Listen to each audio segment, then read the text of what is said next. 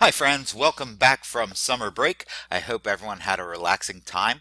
Today we are going to dive right into Understanding by Design Stage 3, and that is our learning plan. But first, I want you to imagine that you go to IKEA and you purchase a new piece of furniture. Now, those of you who have purchased something from IKEA know that assembly is not included in the purchase price. So you get home and it looks something like this. But don't worry, it does come with instructions. Now, let's look at two ways you could go about completing the project. In the first method, you stay up all night reading through the instructions, ensuring you know the difference between the various screw sizes and board thicknesses. You give yourself self-assessments to ensure that you have the prerequisite skills for assembling the product before you begin. You take detailed notes of each step of the assembly, and only once you have memorized most of the instructions do you open the box. In the second method, you take everything out of the box and you look at the instructions as you are assembling the furniture. You look at each step as you do each step. You are building your skills by practicing them. I imagine that most of us are a combination of the two types. You would at the very least want to see the end product before diving into the project, but you certainly won't memorize each and every step of the way. You probably recognize that you are not truly going to understand what the instructions are telling you to do until you look at what is provided for you and start playing with it. Looking at the instructions before we begin helps us to build the scaffolding we need to finish a project.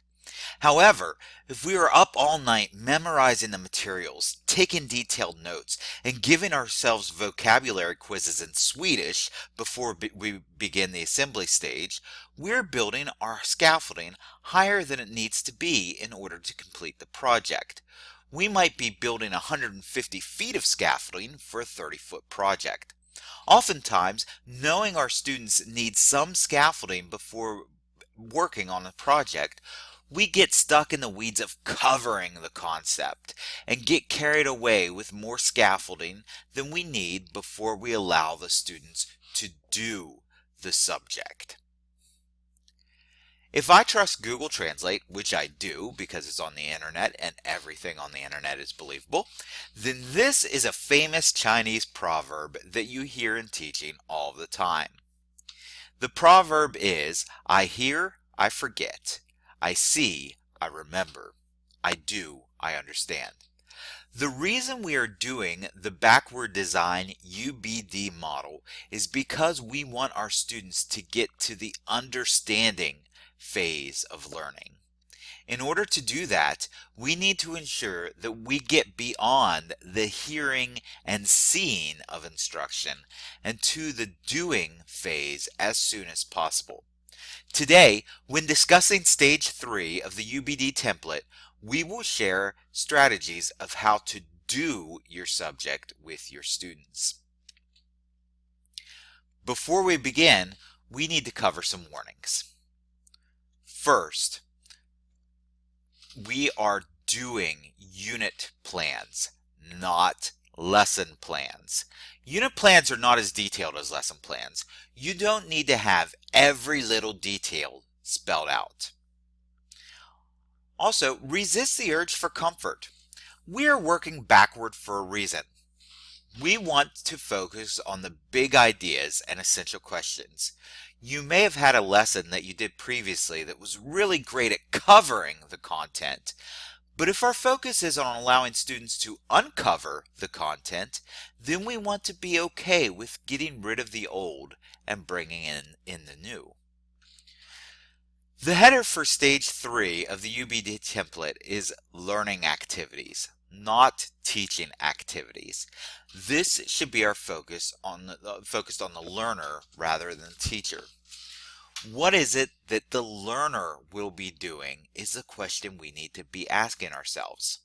I will be sharing some strategies with you to give you some ideas, but as you complete stage 3, resist the urge to focus on teaching activities and make sure you remain focused on learning activities. Some of you may have seen this video before, but it shows a teacher who is trying to find a balance that is essential for what we will be doing. I was looking at your data, Mr. Dogood. Your scores are down. I am concerned. I am too.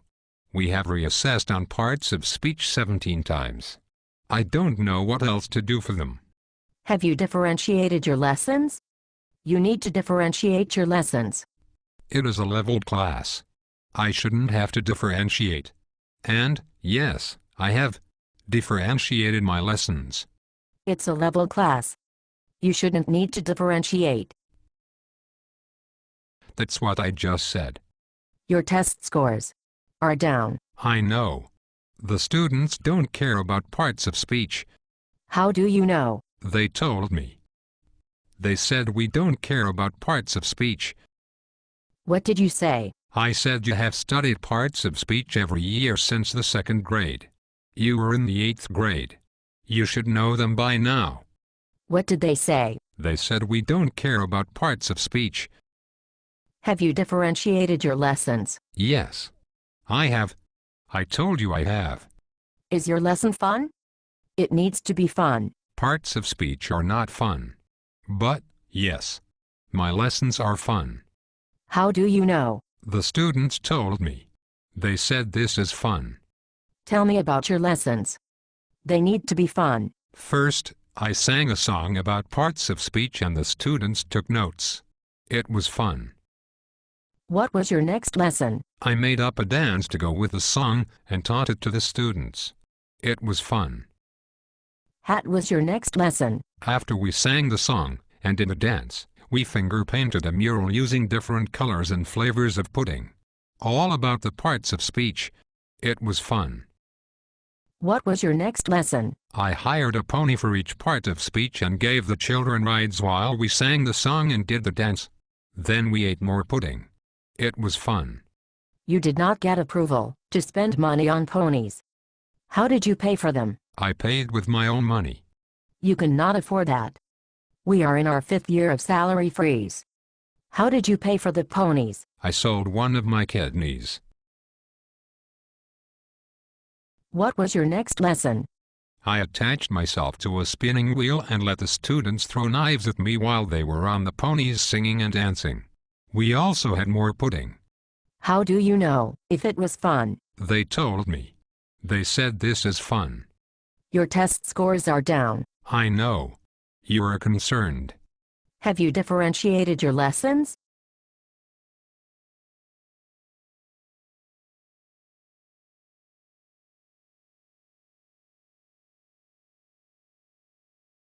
Yes. I have differentiated my fun lessons.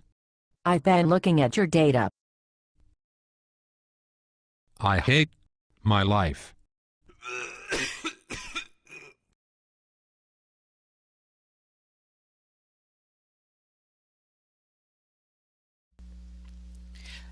That was a fun video, but we need to find learning activities that are engaging and effective. Mr. Dogood's activities of throwing knives and from ponies and eating and painting with pudding, they were engaging, certainly were engaging, but they were not effective. The two E's that we need to focus on are engaging and effective.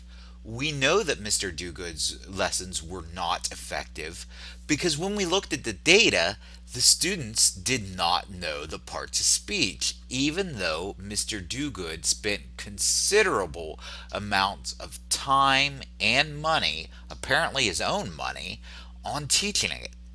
Therefore, we need to make sure our lessons are engaging and effective before we spend time and money. So when thinking of different performance tasks we could do in our environment, One that I thought of was having students make cartoons using Google Slides. And I decided to give it a try based on understanding the difference between teaching and understanding. So here is a performance task that I kind of gave myself. So here we see our title slide. Then we go into, we have this Minecraft guy saying to the Minecraft girl, "Hey, what's up?" And next slide she says, "I just taught my dog how to recite Shakespeare." Guy's pretty impressed. "Wow, show me," he says. She says, "Rover, do Hamlet." Oh, Rover just stands there. Minecraft guy says, "Well, hey, what's the deal here? He didn't do anything." And the Minecraft girl says, "I said I taught him. I didn't say he learned."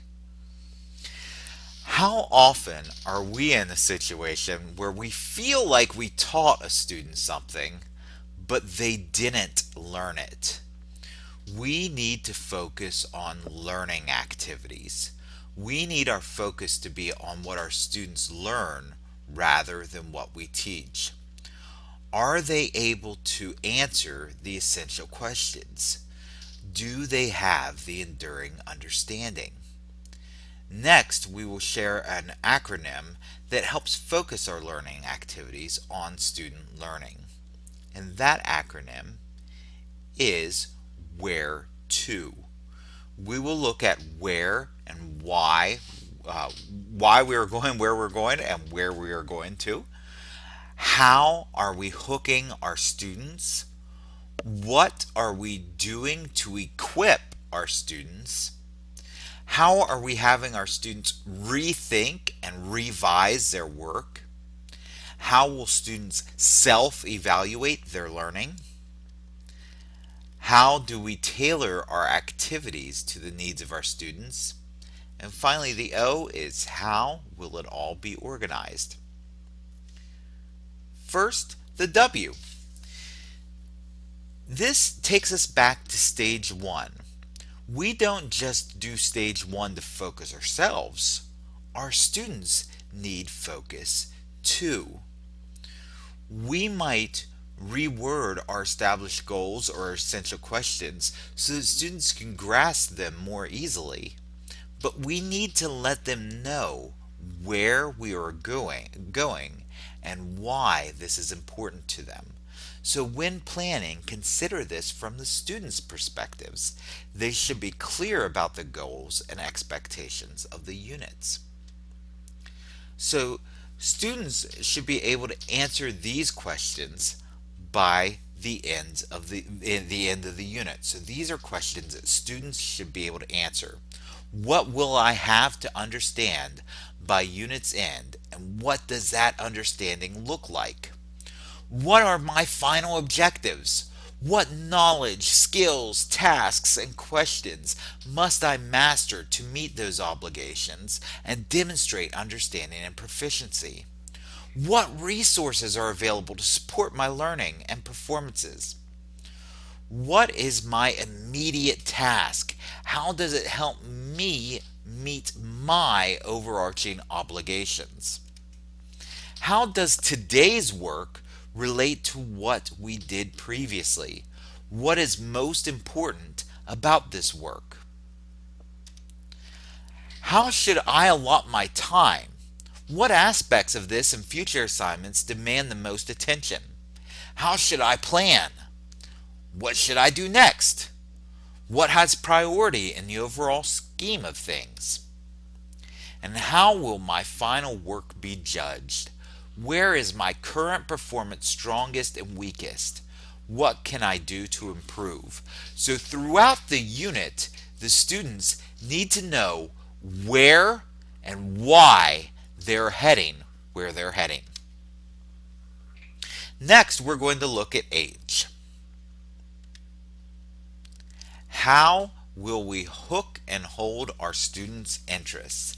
This is one of those fun parts. How do we hook and hold our students' interests? I know whenever I do lesson planning, the hook is really fun. Sometimes I spend too much time planning the hook, I will admit, because I do have fun planning the hook. Um, but for this, we use a variety of approaches to engage students on the topic. And some of the ways we can do that are listed on the board here. With essential questions, we want to phrase this in kid-friendly language.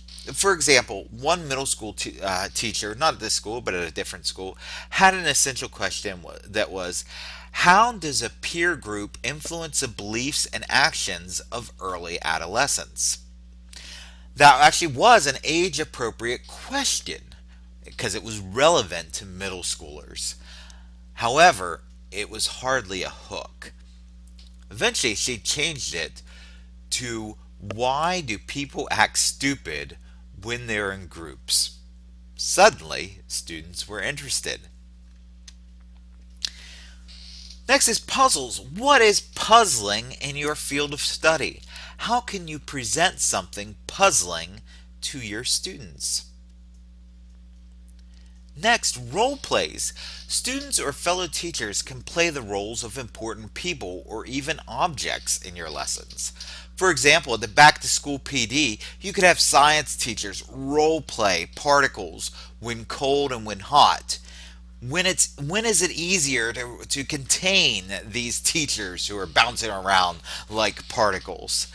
This could be recorded, and then that recording could be played as a lesson activity.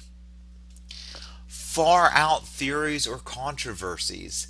A 2001 study of Harvard courses found that the most engaging and effective courses were organized around controversies. For example, a course on aerodynamics starts with the question, did you know that according to the laws of aerodynamics, the bumblebee should not be able to fly? Weird facts. Did you know that Stonewall Jackson's arm was buried separately from his body? When Jackson was shot, they amputated his arm. The man who owned the plantation where the Confederate hospital was located saw it in a pile of medical waste and didn't think it appropriate to be thrown out with the limbs of others. Therefore, he gave the arm a full funeral. This is a weird fact that my wife discovered this summer while exploring Virginia. This is a type of fact that could come into a discussion of hero worship in history. How about mystery? Let's say you discovered a yellowed copy of the following article from the front page of a very old issue of a New York newspaper. Only the last paragraph remains.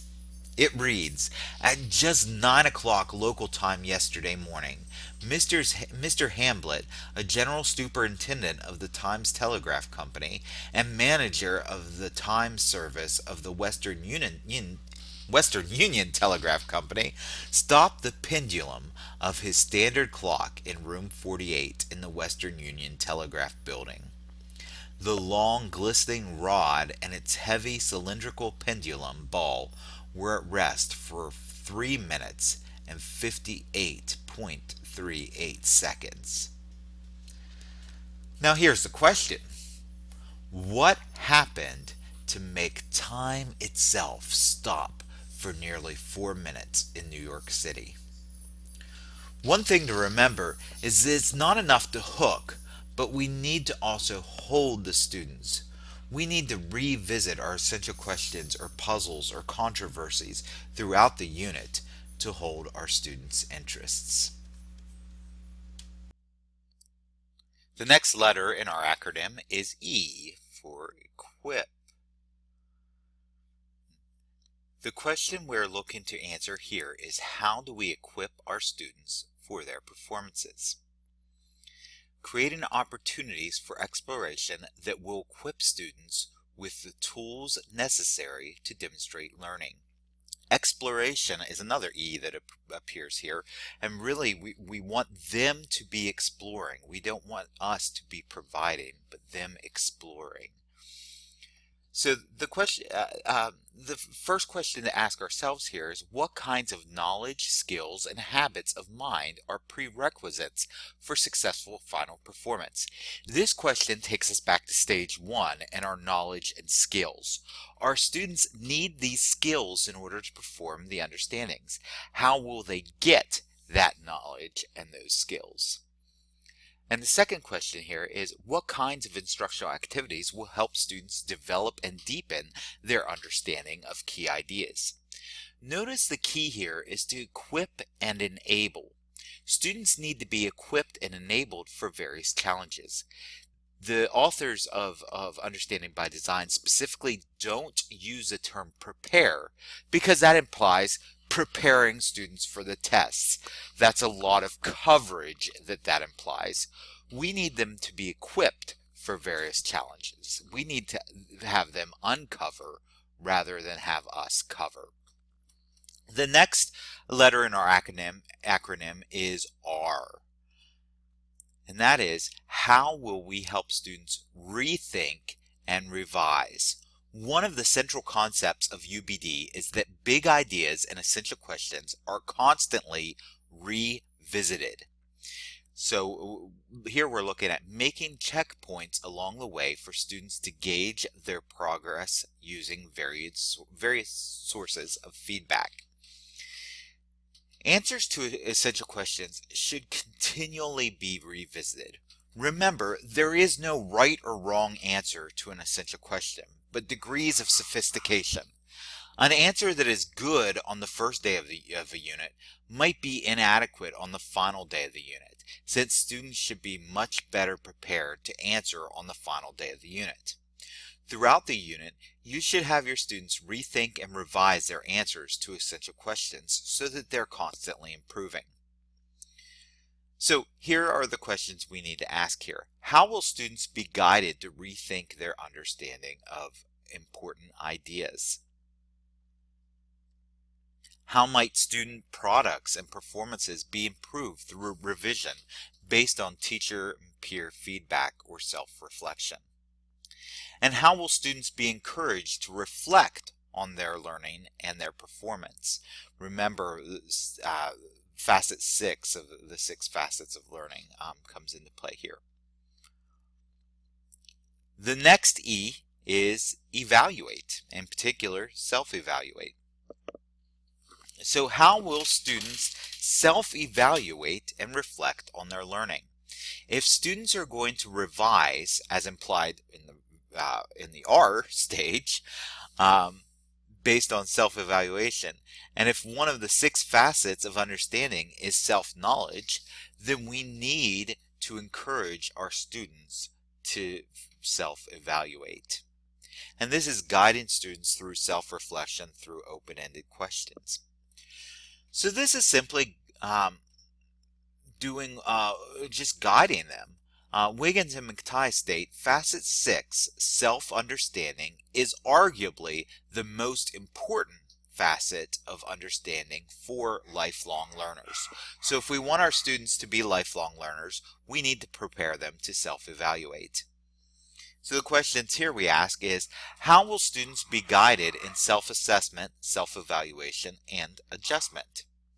How will learners engage in a final self-evaluation to identify remaining questions, set future goals, and point toward new learning? And I apologize if you hear my dogs barking in the background.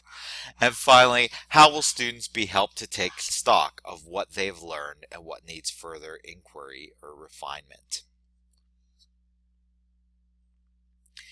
So the next area here that we need to look at is T, and how will we tailor learning to the various needs, interests, and styles of students? At the beginning of a unit, we need to assess prior knowledge and skills and develop differentiated activities encompassing content, processes, and products to accommodate different knowledge and skill sets.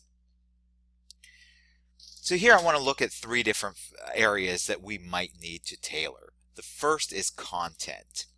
If your essential questions have a low floor and a high ceiling, meaning that they are easily accessible to all students, but more advanced students can give a much more sophisticated answer, then you should not need to adjust essential questions. So everyone should be able to have pretty much the same essential questions, whether you're teaching advanced students or you're teaching students in our foundations classes. Your essential questions should be able to remain the same as long as they have that low floor, anyone can access them, and a high ceiling, so that our most advanced gifted students can soar within those questions. However, you might need to adjust some of the knowledge and skills based on student needs. So that might be an area that we tailor to our students' needs. Process. The texts or tasks that students use might need to be altered. So they're still answering the same essential questions, but the way they get their material might be a bit different. You also might choose more visual elements, more auditory elements, or more written elements based on the needs of your students. So just based on their different learning styles, you might tailor your activities there.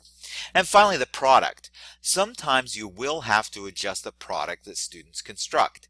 This could be anything from slightly adjusting a rubric to completely changing a performance task, and it will depend on the differentiated needs of your students. And our final letter in our Where To acronym is O. How will we organize and sequence the learning?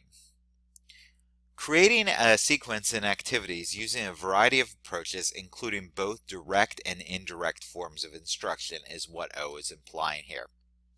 So there are two questions here: is what sequence of learning experience will best develop and deepen students' understanding while minimizing likely misconceptions? And how will we organize and sequence teaching and learning to maximize engagement and effectiveness? And you'll want to note here that you don't want to organize it in WHERETO. You don't want to go just in that order. I mean, you look at something like hook. Oftentimes you think, well, the hook is going to be at the beginning of the unit, right? Well, remember, it's hook and hold. So we want to constantly have something to keep holding the student's interests. So here's a look at what Stage 3, a learning plan, can look like. You'll notice here that we have this W here, this H here, this E here. Down here we have E2, because in Where To there are actually two E's, so E2 is the second E. So these refer to Where To, those things, items that we just talked about. So this is an example of a learning plan on weather. In the first bullet, we see where the unit is heading, letting the students know how they will be assessed. So this is the where we're going here. So they're going to introduce the unit, refer to the final performance task. So right at the beginning, they refer to the final performance task. And what is that performance task? Being a consultant to various businesses needing precise weather forecasts during the year, introduce the essential questions. What causes weather and how predictable is weather? The second activity, students are to think of their local activity or of their local area, and that's going to hook them in the unit. So that's why we see the H here. So students will perform a Let's Go Fly a Kite activity. They're challenged to find the best possible kite flying locale in their community and justify their claim by reference to knowledge about winds and currents. E is coming up next there, and that is going to be how are we equipping the students, and here students are going to evaluate circulation cell diagrams. Here next we have students will read articles and perform a series of labs that illustrate Newton's first law and related to the Coriolis effect. So that has W, where we're heading, E, how we're how we're equipping the students, and also it has the R on revising. So you can pause this and look over it. I do want you to note that some of them have multiple units. Some have the E2. You'll also notice there is no O. There's no O on this, simply because you won't see O. That's just how it's organized. So all of this together is our O. You also only see a couple of T's here. You might not have any T whenever you do your initial learning unit planning, because you might not know who your students are yet, and how are you going to tailor to the needs of specific students when you don't know who those students are. Now you might have T. You might say, hey, here's an area where whenever I get my list, I'm relatively certain that I am going to need to tailor to the needs of students, or here is something that is just differentiated. I know that this activity here has various learning styles, and I'll be able to differentiate it there. So T, you might see at the beginning, you might not. O, you're not going to see in the list, because this whole thing taken together is O. But whenever you do your stage 3 learning plan, consider adding these letters to help you look over. Okay, do I have W, H, E, R, E2, T, and then O, like I said, you probably won't have. So this just helps you make sure that you have all those bases covered. So, stage 3. When designing stage 3 of your unit plan, keep the following in mind. This is a unit plan, not a lesson plan. Just focus on the key learning activities, not all the details, not what you're going to be doing in the 17th minute of the lesson on day 6 of this unit. No. Maybe in lesson plans you could get a little bit more detailed, but in the unit plan, just your big learning activities. And again, focus on learning activities, not teaching activities. What is it that your students are going to be doing that's going to equip them to answer those big ideas or essential questions? Focus on enabling students to answer essential questions. Everything you have in here should be focused on that stage 1. Because remember, stage 2, your assessment, is focused on stage 1. And if you want your students to do well on the assessment, then you need to be having them focused on that stage 1 area. And finally, where to? That acronym that we focused on today. I will be sending the PowerPoint out, so if you want to look back through those acronyms without watching this whole video more than once, although if you want to watch the whole video several times, that's all the more power to you. But I know that 40 minutes of direct instruction is a lot, but just because we're asynchronous, that's how we're doing this one. But then you may begin, once you've watched this video, you may begin working on stage 3 of your unit plans for your course. That's it. That's all I have for you today. Thank you for bearing with me through this, and have a fantastic day. If you have any questions, feel free to email me. My email is jthomas@agora.org. Thanks, and have a great day.